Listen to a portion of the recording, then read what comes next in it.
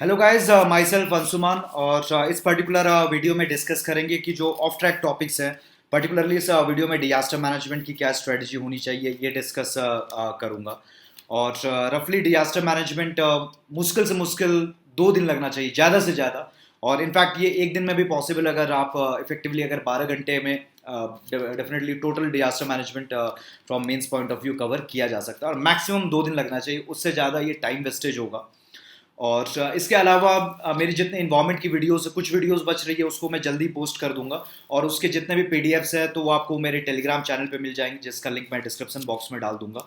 और फर्दर कोई भी क्यूरी हो तो आप मेरे को इंस्टाग्राम पे मैसेज कर सकते हैं, और इंस्टाग्राम हैंडल पे आप डीएम कर सकते हैं, और वो हैंडल का लिंक भी डेफिनेटली मैं डिस्क्रिप्शन बॉक्स में डाल दूंगा। अब डिजास्टर मैनेजमेंट जीएस पेपर 3 में आता है, और इसका करंट अफेयर से कोई लेना देना नहीं है। क्योंकि अब होता क्या है कि लोगों को लगता है कि अब साइक्लोन आ गया तो साइक्लोन को कैसे टैकल किया जाएगा ये यूपीएससी पूछ लेगी। हाँ ठीक है, हो सकता है कि मे बी करंट अफेयर्स के पॉइंट ऑफ व्यू से यूपीएससी पूछ लेगी, या अर्बन फ्लडिंग हो गया तो ये किसी भी पर्टिकुलर शहर में तो यूपीएससी पूछ लेगी। 2016 में शायद एक सवाल आया था अर्बन फ्लडिंग पे।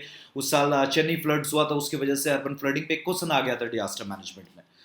तो अब करंट अफेयर्स के एंगल से आपको डिजास्टर मैनेजमेंट बिल्कुल भी नहीं प्रिपेयर करना है। कि आप अगर मुश्किल से मुश्किल 10 डिजास्टर है, अब मैं गिन रहा हूं: drought, floods, cyclone, tsunami, landslide, earthquake, forest fire, mining related disaster, stampede, heat wave, ये 10 डिजास्टर है। ये 10 डिजास्टर को आपने इफेक्टिवली अगर 2-2 पन्ने का नोट्स बना के प्रिपेयर कर लिया है तो डेफिनेटली आप कोई सा भी डिजास्टर पूछा जाएगा आप इफेक्टिवली आंसर कर लोगे।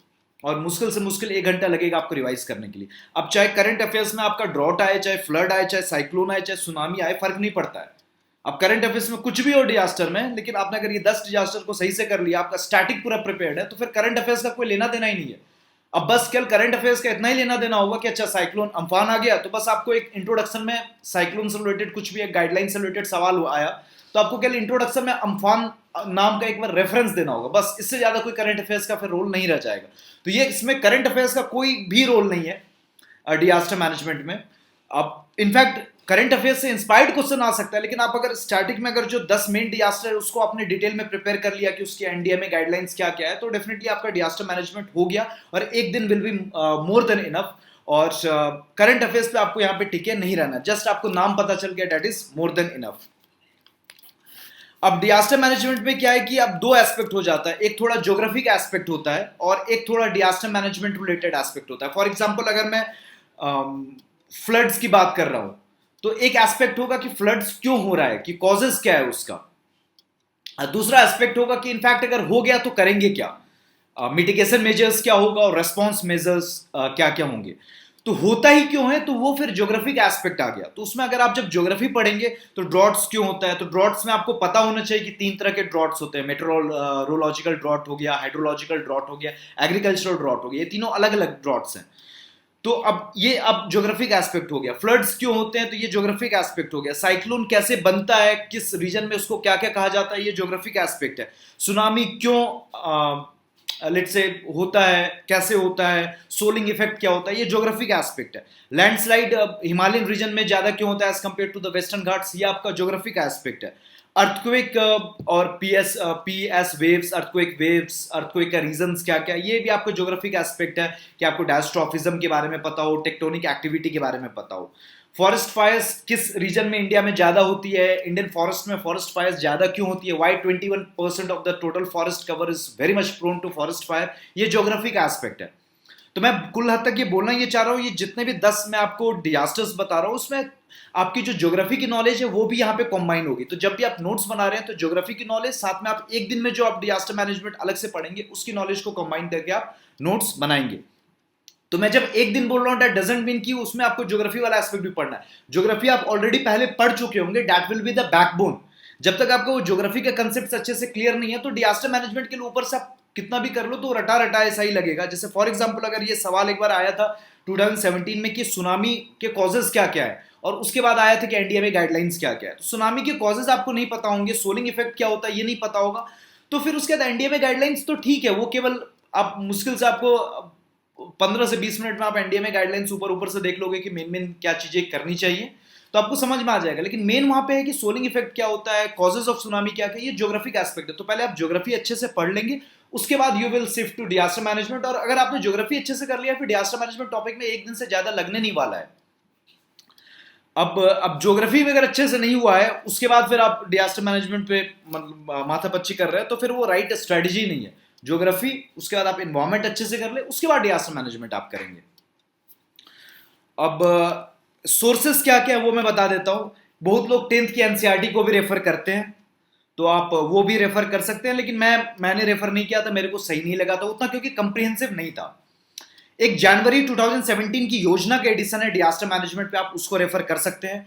एआरसी सेकंड में डिजास्टर मैनेजमेंट नाम का एक चैप्टर ही है, तो आप उसको भी रेफर कर सकते हैं। उसको रेफर करना है, लाइन टू लाइन आपको पढ़ना नहीं है। अब रेफर करके आपको क्या क्या चीजें पढ़नी है वो मैं आपको बताने वाला हूं। और साथ में एनडीएमए गाइडलाइंस को आप रेफर कर सकते हैं। एनडीएमए गाइडलाइंस आपको मिल जाएंगी हर डिजास्टर से रिलेटेड, और लगभग 100 पन्ने की गाइडलाइन होती है। तो आपको 100 पन्ना लाइन टू लाइन नहीं पढ़ना है, कुछ कुछ इंपॉर्टेंट एस्पेक्ट्स आपको उठाने हैं कि आपके 2 से 3 पन्ने के कंप्रिहेंसिव नोट्स बन जाए, कि अगर कोई सवाल आए तो आप इफेक्टिवली मेंस के एंगल से टैकल कर सकें। अब आपको पढ़ना क्या क्या है, तो आप बेसिक्स से अगर स्टार्ट हो जाते हैं। मैं डिजास्टर मैनेजमेंट को 2 पार्ट में बांटता हूं, एक हो गया बेसिक्स और दूसरा हो गया डिजास्टर स्पेसिफिक। तो बेसिक्स में आपको क्या क्या पता होना चाहिए कि क्राइसिस और डिजास्टर के बीच में डिफरेंस क्या है, फर्स्ट थिंग। सेकंड, की साइकिल्स ऑफ डिजास्टर मैनेजमेंट क्या क्या है। 6 साइकिल्स ऑफ डिजास्टर मैनेजमेंट होते हैं, 3 होते हैं मिटिगेशन रिलेटेड और 3 होते हैं रेस्पॉन्स रिलेटेड, तो आपको पता होना चाहिए। और कोई सा भी डिजास्टर का एनडीएमए गाइडलाइन है, तो आपको वो 6 साइकिल्स से आपको क्लियर करना है कि अच्छा प्रिवेंशन के लिए ये कर सकते हैं, मिटिगेशन के लिए ये कर सकते हैं, प्रिपेयर्डनेस के लिए ये कर सकते हैं, रेस्पॉन्स के लिए ये कर सकते हैं, रिलीफ के लिए ये कर सकते हैं, रिहैबिलिटेशन के लिए ये किया जा सकता है। तो 6 जो साइकिल्स ऑफ डिजास्टर मैनेजमेंट, जब भी कोई सवाल आ रहा है कि what are the NDMA guidelines with respect to tackling tsunami, तो आपको 6 जो साइकिल है, 6 साइकिल्स के एंगल से आपको एक्सप्लेन करना होगा कि इस साइकिल में आपको ये करना होगा, इस साइकिल में आपको ये करना होगा, तभी जब आपको अच्छे मार्क्स मिलेंगे। और वो 6 साइकिल्स ऑफ डिजास्टर मैनेजमेंट, कोई भी डिजास्टर मैनेजमेंट का सवाल आए तो वो डायग्राम आप डाल सकते हो, that will add value to your answer. उसके बाद नेक्स्ट आपको मिटिगेशन और रेस्पॉन्स के बीच में डिफरेंस पता होना चाहिए, और मिटिगेशन पे ज्यादा फोकस करना क्यों इंपॉर्टेंट है as compare to response. Easily understood है, लेकिन कुछ वैल्यू एडेड आपके पास आंसर होने चाहिए। फॉर एग्जाम्पल एआरसी सेकंड में ये वाला पर्टिकुलर टॉपिक की मिटिगेशन पे ज्यादा फोकस क्यों करना चाहिए, अच्छे से इलस्ट्रेट किया गया है, तो आप वहां से आप लिफ्ट कर सकते हैं, कुछ कुछ आप नोट्स या कुछ कुछ पॉइंट्स वहां से आप उठा सकते हैं। कम्युनिटी बेस्ड डिजास्टर मैनेजमेंट क्यों इंपॉर्टेंट है, यहाँ पे एआरसी सेकंड में इनफैक्ट काफी अच्छे इलस्ट्रेशंस दिए गए हैं कि उत्तरकाशी अर्थक्वेक उत्तराखंड ने क्यों सर्वाइव कर लिया, या फिर जब सुनामी आई थी तो इवन चेन्नई में, चेन्नई में या फिर तमिलनाडु में या फिर आंध्र प्रदेश में काफी ज्यादा लॉस हुआ था ऑफ लाइफ्स एंड इंफ्रास्ट्रक्चर। लेकिन वहीं पे अगर ट्राइबल्स की बात की जाए अंडमान निकोबार आइलैंड्स पे, तो उनपे उतना इफेक्ट नहीं पड़ा था। क्या रीजन था इसका? That is because of the community based disaster management, की उनका काफी इफेक्टिव था। तो ये सब ऐसे, या फिर नॉर्थ ईस्ट में फ्लड्स काफी होती है, ब्रह्मपुत्र वैली में स्पेशली, तो वहां पे कैसे लोग बैम्बू के ऊपर घर बनाते हैं कि लेट से फ्लड भी आए तो उसके चलते उनका घर डिरेल नहीं हो। तो this is native intelligence, this is community based disaster management. तो ये सब एग्जांपल्स आप उठा सकते हैं एआरसी सेकंड से, आपको काफी ब्यूटीफुल एग्जांपल वहां पे मिल जाएंगे। तो अब जनवरी की जो योजना है 2017 की, एआरसी सेकंड और एनडीएमए गाइडलाइंस, ये 3 मेन सोर्स है, यहां से आपको रेफर करना है। उसके अलावा जो नेशनल डिजास्टर मैनेजमेंट एक्ट है 2005 का, तो उसके कंप्रिहेंसिव फीचर्स आपको पता होने चाहिए। नेशनल डिजास्टर मैनेजमेंट प्लान है, उसके भी कंप्रिहेंसिव फीचर्स 5-6 पॉइंट आपको पता होने चाहिए। और सेंडाई फ्रेमवर्क है, the international framework for disaster management, और जो कि एप्लीकेबल होगा फ्रॉम 2015 टू 2030। तो उसके भी जो पॉइंट्स हैं आपको crystal clear on finger tips याद होने चाहिए, क्योंकि इनफैक्ट 2017 में या 18 में यूपीएससी ने डायरेक्टली 15 मार्क्स का सवाल पूछा था सेंडाई फ्रेमवर्क के ऊपर। तो सेंडाई फ्रेमवर्क डिजास्टर मैनेजमेंट से रिलेटेड एक इंटरनेशनल फ्रेमवर्क, वो आपको पता ही होना चाहिए। अगर आपको क्योटो प्रोटोकॉल या पेरिस क्लाइमेट टॉक्स के बारे में नहीं पता है, तो आपको इनफैक्ट क्लाइमेट चेंज के बारे में नहीं पता है। आपको अगर एसडीजीज के बारे में नहीं पता है, तो आपको सस्टेनेबल डेवलपमेंट के बारे में कंसेप्ट ही क्लियर नहीं होगा। आपको एसडीजी 1 से लेकर 17 तक एकदम फिंगर टिप पे आपको याद होना चाहिए, क्योंकि आपको मेंस में कोट करना होगा। वैसे ही सेंडाई फ्रेमवर्क के जो टारगेट्स है, 7 टारगेट है, 7 टारगेट्स है और 4 कुछ एम या मिशन है, वो आपको याद होने चाहिए। तो ये सब हो गया, ये पार्ट 1 ऑफ डिजास्टर मैनेजमेंट हुआ, जिसको मैं बेसिक्स कह सकता हूँ कि डेफिनेशन क्या है, साइकिल्स ऑफ डिजास्टर मैनेजमेंट क्या है, मिटिगेशन पे क्यों फोकस करना चाहिए, कम्युनिटी बेस्ड डिजास्टर मैनेजमेंट क्या है, नेशनल डिजास्टर मैनेजमेंट एक्ट क्या है, नेशनल डिजास्टर मैनेजमेंट प्लान के मेन फीचर्स क्या है, सेंडाई फ्रेमवर्क जो इंटरनेशनल फ्रेमवर्क है, ये सब आपको पता चल गया। सेकेंड पार्ट है जो डिजास्टर मैनेजमेंट का, डेट इज डिजास्टर स्पेसिफिक। तो एक तो आपको उसमें ज्योग्राफी का कंसेप्ट यूज होगा, दूसरा डिजास्टर मैनेजमेंट का आपके पॉइंट्स यूज होंगे। तो आप कौन कौन डिजास्टर से मैं पहले आपको बता देता हूँ। ड्रॉट, फ्लड में आ जाएगा अर्बन फ्लड और फ्लैश फ्लड, फिर है साइक्लोन्स, फिर है सुनामी, फिर है लैंडस्लाइड, फिर है अर्थक्वेक, फिर है फॉरेस्ट फायर्स, फिर है माइनिंग रिलेटेड डिजास्टर्स, और फिर है स्टैम्पीड, और फिर है हीट वेव्स।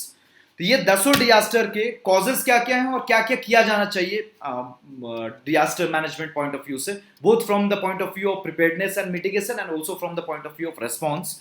तो ये आपको पता होना चाहिए। तो क्या किया जाना चाहिए मिटिगेशन और रिस्पॉन्स के लिए, वो आप एनडीएमए गाइडलाइन से लिफ्ट कर सकते हो, और साथ में इनके कॉजेस क्या क्या है।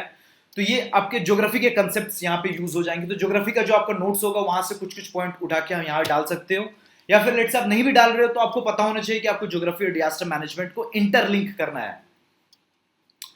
और उसके अलावा जितना ज्यादा आप डायग्राम बनाओ तो इफेक्टिव होगा आपके लिए। और फिर उसके अलावा अब रिसेंट में अगर करंट अफेयर्स की बात करूं तो कोविड-19, क्योंकि एनडीएमए गाइडलाइन एपिडेमिक पे भी है, एपिडेमिक कंट्रोल के लिए एक एनडीएमए गाइडलाइंस क्या क्या है, यूपीएससी डायरेक्ट पूछ सकता है 10 या 15 मार्क्स के लिए।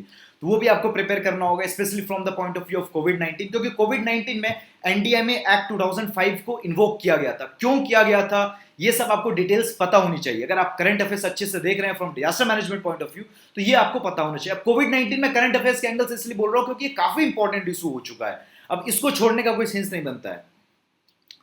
अब फिर आप क्या क्या एक्स्ट्रा कर सकते हैं कि आपके मार्क्स बढ़े, तो आप 6 साइकिल्स ऑफ डिजास्टर मैनेजमेंट आप बनाइए ही बनाइए, जो भी सवाल आ रहा है डिजास्टर मैनेजमेंट का। और फिर आप Sendai framework, ARC second, NDMA guidelines, ये सब चीजें आप कोट किया कीजिए। आप कुछ भी बोल रहे हैं, आप बोल रहे हैं कि कम्युनिटी बेस्ड डिजास्टर मैनेजमेंट पे ज्यादा फोकस दिया जाना चाहिए, तो ऐसा एआरसी सेकंड का बोलना है, ये भी आप लिखिए। अगर एआरसी सेकंड आप बोल रहे हैं तो एआरसी सेकंड ये कंधे पे रख के आप गोली चला रहे हैं और उसका मार्क्स आपको मिलेगा। आपको कम्युनिटी बेस्ड डिजास्टर मैनेजमेंट हर कोई लिखेगा और हर कोई पन्ना भर के आएगा, उसका मार्क्स आपको नहीं मिलेगा जब तक जो एग्जामिनर है उसकी आंखों में आपको ये सब वर्ड्स, एनडीएमए गाइडलाइंस या फिर Sendai framework, national disaster management plan, national disaster management act, ये सब टर्म्स नहीं दिख रहा है ना, तो फिर आपको मार्क्स भी नहीं मिलेंगे। और डायग्राम जो 6 साइकिल्स ऑफ डिजास्टर मैनेजमेंट है वो बनाइए ही बनाइए, जो भी सवाल आए डिजास्टर मैनेजमेंट का। तो डिजास्टर मैनेजमेंट के लिए जितना मैंने बताया, एक दिन काफी है, मैक्सिमम 2 डेज। आपको किस सोर्स से करना है, क्या क्या करना है, वो मैंने आपको डिटेल में बता दिया। एक दिन की आपकी मेहनत है और आप 12 घंटे अगर अच्छे से आप डेडिकेट कर लेंगे तो आपका ये टॉपिक अच्छे से क्लियर हो जाएगा। अब काफी लोगों ने कमेंट सेक्शन में मेरे को ये पूछा था कि डिजास्टर मैनेजमेंट एक छोटा टॉपिक है लेकिन कम से कम टाइम में कैसे किया जा सकता है, तो उस चीज को मैंने कंप्रिहेंसिव वे में डिस्कस कर लिया है। So this is the end of the video. Thank you for watching.